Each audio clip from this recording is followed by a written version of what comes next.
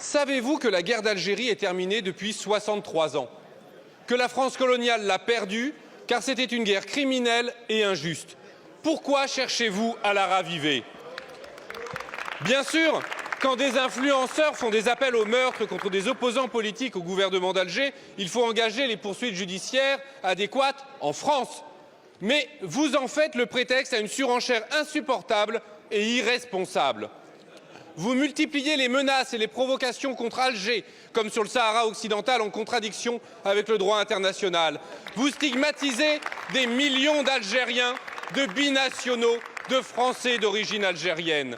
Le vocabulaire arrogant et guerrier que vous employez n'a rien à faire dans les relations internationales.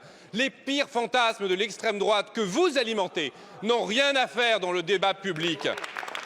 Vous osez affirmer que l'accord franco-algérien de 68 accorderait un privilège à l'immigration algérienne, c'est un pur mensonge. Vous osez parler de rente mémorielle à propos de l'Algérie, comme si c'était un cadeau d'avoir subi 132 ans de colonisation et de souffrance. Les belles heures de la colonisation, comme ose le dire votre ministre de l'Intérieur, c'est révoltant. En réalité, c'est l'algérophobie qui est votre rente politique.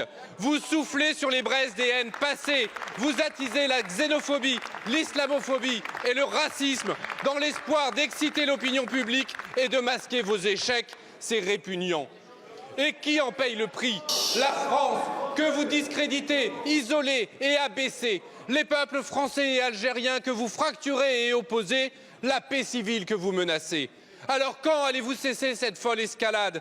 Quand allez-vous en finir avec les postures néocoloniales?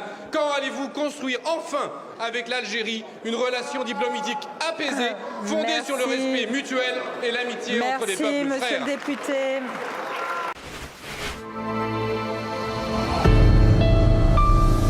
وطنية نيوز، الواقع من المواقع.